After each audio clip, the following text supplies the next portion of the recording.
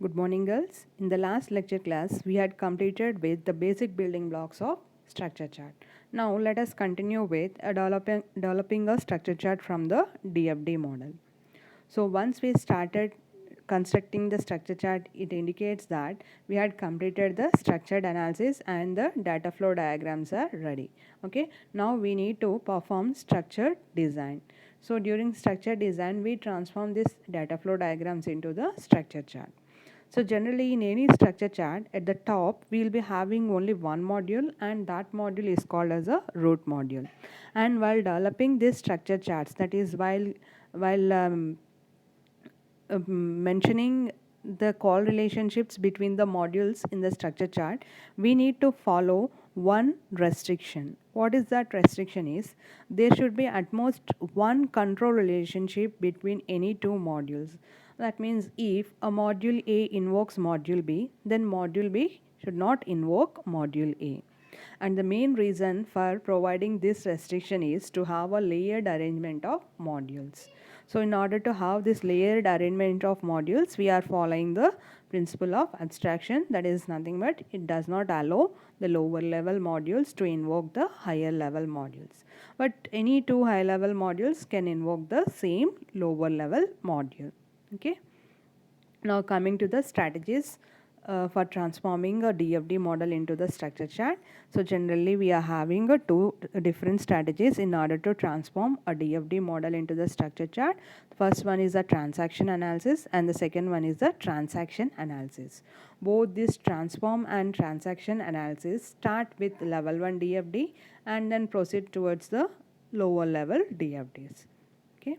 Now we have been provided with these two strategies, that is transform analysis and transaction analysis.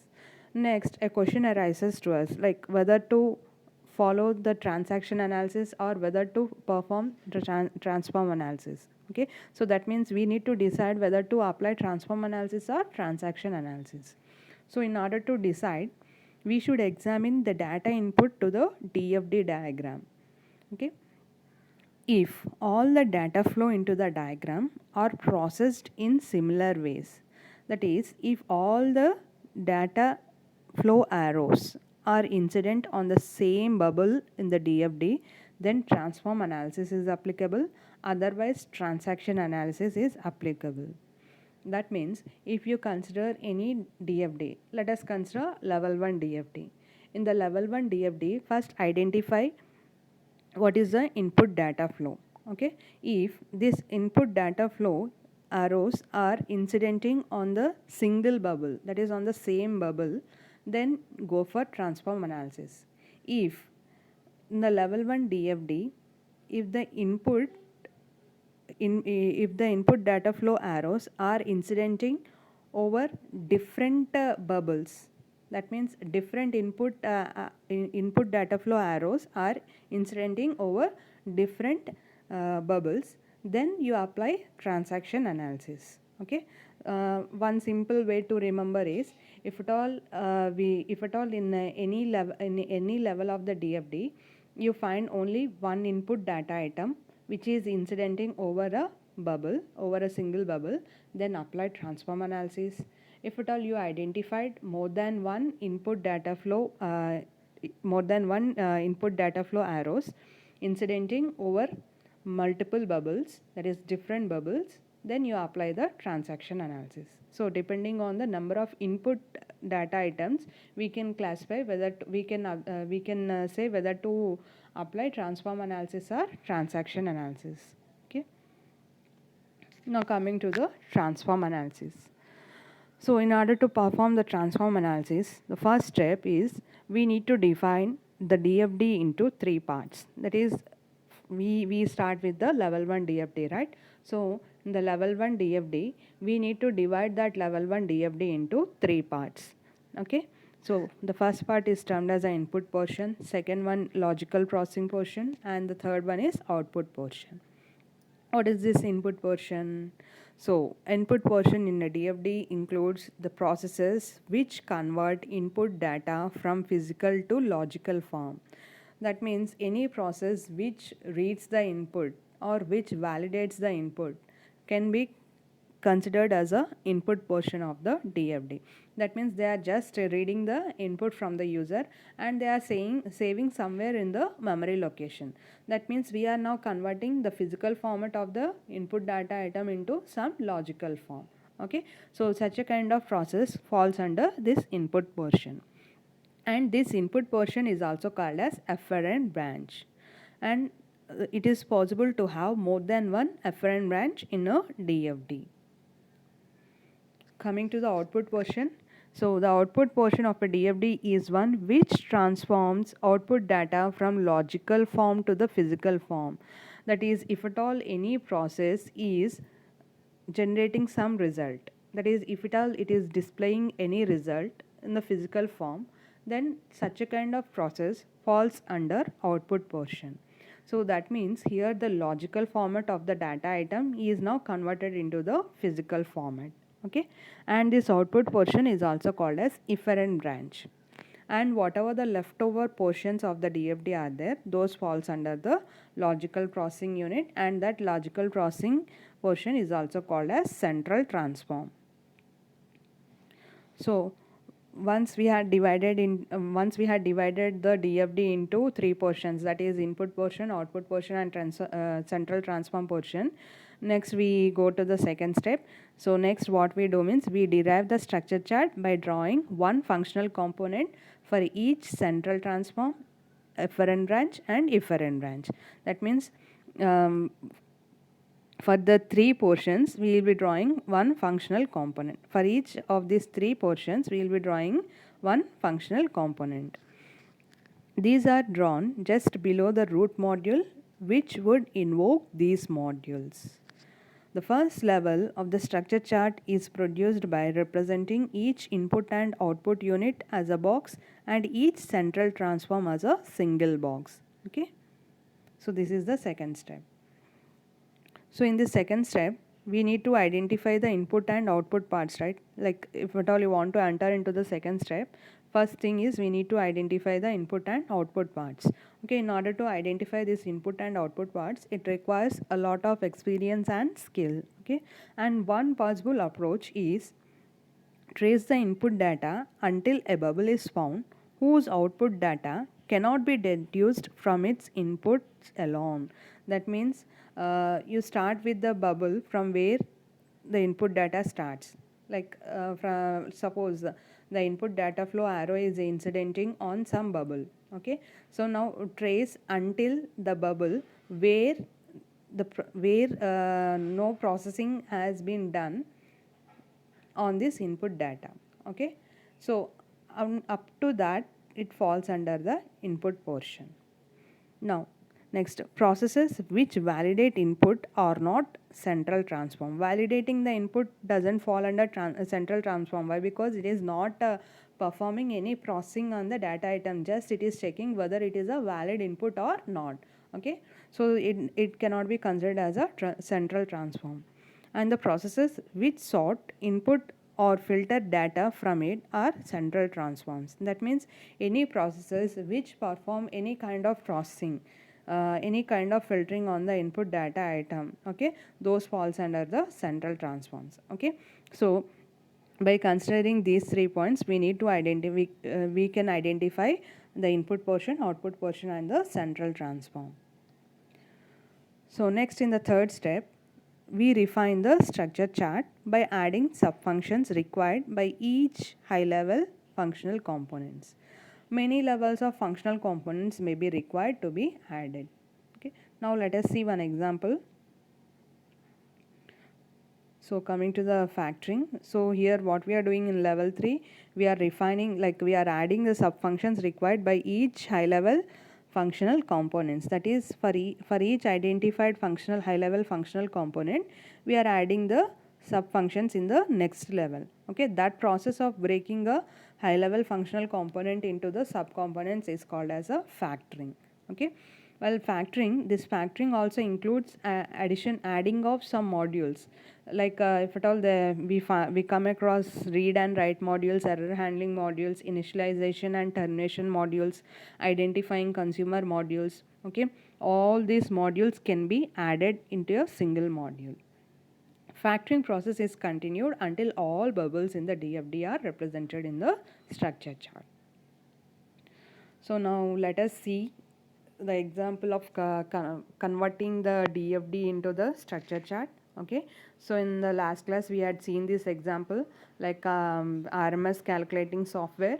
Okay, so this is the level 0 DFD of the RMS calculating software. So here we are having only one bubble, that is compute RMS, and a user and the external entity, that's nothing but the user. Okay, so this is level 0. Okay, so from a cursory analysis of the problem description, it is easy to see that the system needs to perform accept input numbers from the user, validate the numbers, then calculate the RMS of the input numbers and display the result. Okay, just by seeing this level 0 DFD we can understand what this software is doing. Okay, so now coming to the level 1 DFD. So from level 1 DFD itself we start transforming the DFD into the structure chart. That means the development of the structure chart starts with the level 1 DFD. So what is the first point in transform analysis? That is, the first step is we need to identify input portion, output portion and the central transform. Okay, so in this level 1 DFD we are having 4 different processes. One is read number, validate numbers, compute RMS and display.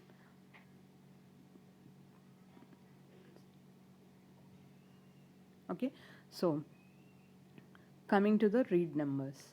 So read number process is just accepting the data items from the user. It is not performing any processing on the data items. So it falls under the input portion. And coming to the validate numbers, it is just checking whether the given input data item is a valid number or not, but it is not performing any kind of processing on the data item. So it can also be a part of input portion. So here 0.1 and 0.2 bubbles falls under the input portion.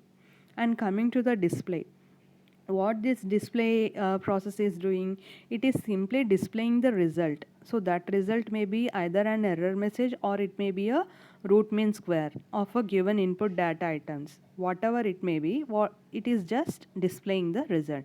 That is, it is converting the logical format of the data into some physical format. Okay, so it falls under output portion. And whatever the leftover portions are there, that is nothing but the central transform. That means in level 1 DFD of RMS calculating software, read numbers and validate numbers falls under input portion, display process falls under the output portion, and finally compute RMS falls under the central transform. Okay, so we had completed with step 1. So next what we do in the next step, we need to represent each of these portions into functional components. Okay, so all these functional components should be present below the root module. Okay, so let us consider we are having some root module. So that here the root module is nothing but whatever we had seen in level 0, that is compute RMS. Okay, so this root module is nothing but the compute RMS here. Okay, now we had identified three portions, right? One is the input portion, output portion and the central transform portion. Okay, so now this is our input portion, that is get good data. Okay, and display solution, this is our output portion, and compute solution is nothing but the central transform. Okay, so in this way we need to represent the structure chart. Okay, now what happens now, here the root module is nothing but compute RMS software. It is giving some numbers like it first invokes the get good data. Okay, so what this get good data process will do now, what this module will do now, it will take some input from the user and it will check, and it will just check whether it is a valid data or not. See, in this input portion, we got two process, right? One is the reading the numbers and the other one is the validate numbers. Okay, so now those two are represented in the next level. So that is read numbers is in the form of get data and validate numbers is in the form of validate data. Okay, so now what this module will do, that is get the good data. It will get the data, it will get the data item from the user and it will check whether it is a valid data or not, and it produces the same result to the root module. Okay, now what the root module will do, next it may call to the compute solution module, and this compute solution module will compute the root mean square of those valid numbers, and it generates a root mean square of those numbers, and it will return the same to the root module, that is RMS. Okay, now next the root module can make a call to display solution. Okay, now what this display solution will do, it simply displays the RMS. From where it is getting that RMS value, like whenever the root module is making a call, it is passing some input parameters. Okay, so this input parameter is now displayed by the display solution. Okay, so in this manner we convert the structure chart, we convert the data flow model into the structure chart using transform analysis. Now coming to the next category, that is transaction analysis. The transaction analysis is an alternative to transform analysis, and it is useful for designing transaction processing programs. A transaction allows the user to perform some specific type of work using the software. For example, like issue book, return book, query book. Okay, these can be considered as a transactions. And when we are applying this transaction analysis, whenever the data items may pass through different computation paths through DFD. That means whenever the input data flow arrays are incidenting over different bubbles in a DFD, then we can apply transaction analysis. Okay, in transform centered system, each data item entering the DFD goes through the same processing step. That means the input data flow array incident over a single bubble. Whereas in transaction driven system, different data items may pass through different computational paths through DFDs. That is, different input data flow arrows may incident over different bubbles. Each different way in which input data is processed is a transaction. Now, in order to perform this transaction analysis, first thing is we need to identify the transaction. Okay, a simple way to identify a transaction is just check the input data, and the number of bubbles on which the input data to the DFD are incident defines the number of transactions. Suppose in a DFD model, if at all you had found that DFD model is taking 3 input data items, and these 3 input data items related data flow arrows are incidenting over 3 different bubbles, then it indicates that we are having 3 transactions. Suppose if these 3 input data items are incidenting over a single bubble, then there is only one transaction, and instead of applying transaction analysis we can apply transform analysis. Okay, so that's what the difference between the transaction and the transform analysis. Next, so once we identified the transactions, next thing is for each identified transaction, trace the input data to the output. All the traversed bubbles belong to the transaction. That means first you need to identify the transaction. Next, you need to trace for each identified transaction, you need to trace the input data to output. That means let us consider bubble 0.1 had taken some input. Okay, until you trace until this input is converted into some output form. Okay, so all these bubbles should be mapped to the same module on the structure chart. Okay, all the traversed modules will belong to a single transaction, and all these bubbles should be mapped to the same module on the structure chart. In the structure chart, draw a root module and below this module draw each identified transaction as a module. Every transaction carries a tag identifying its type. Transaction analysis uses this tag to divide the system into several transaction modules and one transaction center module. So this is how the transaction analysis model appears. Okay, we will be having some transaction center. Okay, the transaction center, it's nothing but the root module, and by applying different transactions, different types of modules have been generated. Okay, so in this manner we represent the structure chart using transaction analysis. First, let us see one example of converting a DFD into the structure chart by using this transaction analysis. So for that purpose, let us consider the level 1 DFD of Trading House Automation System. Your TAS stands for Trading House Automation System. In a Trading House Automation System, in the level 1 DFD, we are having 4 different processes. One is accept order, other one is process order, next one is handle indent request, and the last one is handle query. Okay, so here we are having 4 processes: accept order, process order, handle indent request, and handle query. Now if you observe this level 1 DFD of TAS, we can see there are multiple input data items entering over different bubbles. For example, if you consider accept order, what are the input data items to this accept order? So it is taking the input from customer history. So here the customer history is nothing but a data store, and it is taking some input from the item file, it is taking some input from the customer file, and it is also getting the input from the order. Okay, the order is also a kind of input to the accept order.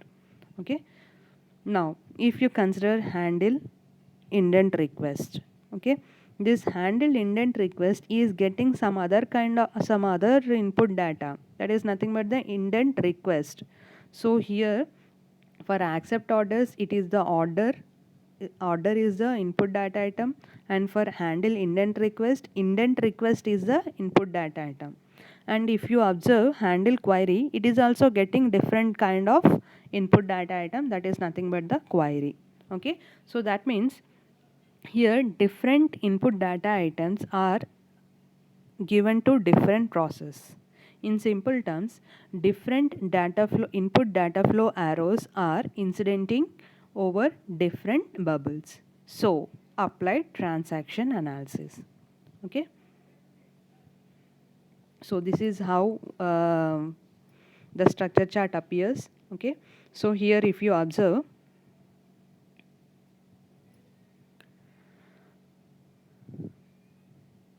we are having a accept order and process order. Okay, all this these two process falls under one transaction. Why? Because what the accept order process is doing, it is accepting a order from the user, and that order is processed by process order. Is there any further processing done on this input data item? No. So from the process order itself we are getting some output. Okay, so that is the second step. We need to traverse the input until it is until the bubble where it is converted into some output format. Okay, now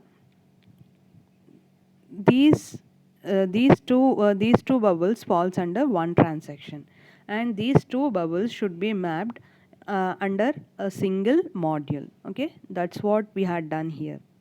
Okay, so that is done by handle order. Okay, so under handle order we are we are having a get order, accept order, and process order. Okay, so these three falls under a single module. These are in the these three boxes are present in the form of a bubbles in the level 1 DFD. Okay, so in the handle order it is getting order, After getting the order, then it accepts it and then it processes the order. So finally handle order output is generated here itself. Next, we are having one more sorry we are having one more bubble, that is nothing but handle indent request. So handle indent request is taking the indent request as input and it is producing the indents there itself. That means it is not processing this input of indent request to some other process. Okay, so now it can be considered as a one transaction. So in this transaction we can see only one bubble and that is represented in this manner, that is handle indent. Now coming to the handle query. In the same way, just like handle indent request, handle query is also getting the input like query and it is handling the query and it is producing some statistics as a output. So here the query is taken as input by handle query and the same query is now given as a given as a output in the form of statistics. Okay, so this query is not given to any other bubbles. That means the transaction has started here and ended here itself. Okay, so that is represented in the form of a handle query. Okay, so in this manner we can represent the DFD model into the structure chart by using transaction analysis. Now coming to the drawbacks of structure chart. So just by looking at the structure chart, we cannot say whether a module calls another module just once or many times. That means we cannot guess. Just by seeing this structure chart, we cannot say that root module will make some 10 calls or 20 calls to handle order. Is there any way of representing the number of invocations here? No. Also, by looking at the structure chart, we cannot tell the order in which different modules are invoked. So just when I am explaining, I had said that root module will make a call to the handle order, then handle indent, then handle query. So just by understanding the situation, I had given the order. Okay, but if anybody who doesn't know who doesn't have the knowledge of this structure chart, just by seeing that structure chart, can they tell the order of invocations?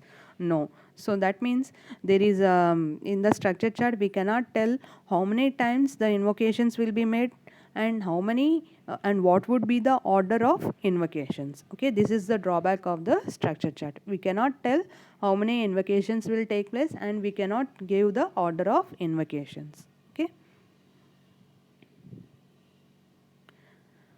Next, coming to the flowchart versus structure chart. So if you compare the flowchart and the structure chart differs from a flowchart in three principal ways. First one is it is difficult to identify the modules of a software from its flowchart representation. So just by seeing the flowchart, we cannot identify what are the modules of the software, and we can also we cannot represent the data interchange among the modules. Okay, so we can't represent the data interchange among the modules. Why? Because there is no way of representing the modules. If at all we are not able to represent the modules, then how can we represent the data interchange among those modules, right? So the data interchange among the modules cannot be represented using a flowchart. But the sequential ordering of tasks inherent in a flowchart is suppressed in a structure chart. That means we can we can produce the sequential ordering of tasks in the flowchart. Okay, so that is the difference between the flowchart and the structure chart. So once we had done with the structured analysis and structured design methodology, it indicates we had completed with high level design. Okay, this SASD methodology is suitable for performing high level design, and the outcome of the high level design is a structure chart. Okay, so once this structure chart is generated, then we go for the next activity of the design process, that is nothing but detailed design. So during this detailed design, the pseudocode description of the processing and different data structures are designed for different modules of the structure chart. That's nothing but we'll be identifying what are the different data structures required for implementing the modules, and we also write algorithms for each and every module. So these are usually described in the form of module specifications written in structured English. Okay, so the outcome of this detailed design is nothing but a module specification, in short MSpec.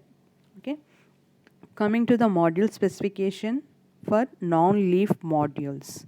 So non-leaf modules, in the sense, these are the intermediate modules which are being invoked by the higher level modules. Okay, and these intermediate modules will invoke the services from the lower layer, will invoke the services of the lower layer modules. That means they just make a calls to the lower layer modules, and after receiving the service from the lower layer modules, then they provide the same service to the higher layer modules. Okay, so MSpec for non-leaf modules describe the different conditions under which the responsibilities are given to the lower level modules. Next, MSpec for leaf modules describe how the primitive processing steps are carried out. That means the main processing task is represented in the MSpec of the leaf modules itself. Why? Because always the leaf modules are the worker modules which provide services to the higher level modules. To develop MSpec of a module, we had to refer the DFD model and the SRS document. So once the detailed design is completed, okay, then we go for the next activity, that is nothing but design review. Okay, that means we had completed our design. We had generated the data flow diagrams. From data flow diagrams, we had generated the structure charts, and just by seeing the structure charts, we had identified the data structures and algorithms for each and every module. Okay, so once this design process is completed, then a design review, a kind of verification called design review, is conducted.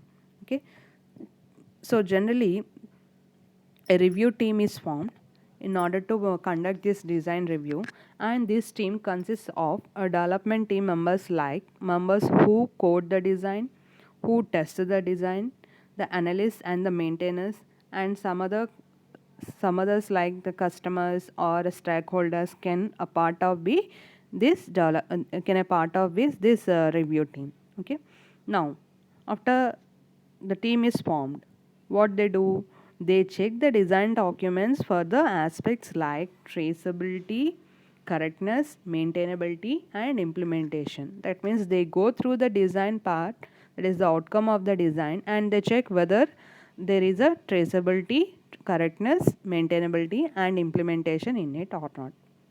Now what is this traceability? Traceability, in the sense, they check the design document for the aspect traceability to know whether each bubble of the DFD can be traced to some module in the structure chart, and whether each module in the structure chart can be traced to each bubble of the DFD.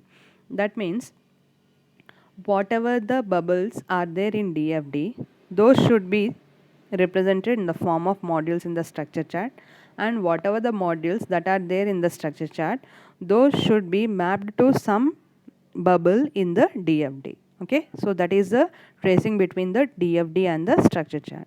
Next, whether each bubble of the DFD can be traced to some functional requirement in the SRS document, and at the same time whether each requirement in the SRS document can be traced to some bubble of the DFD.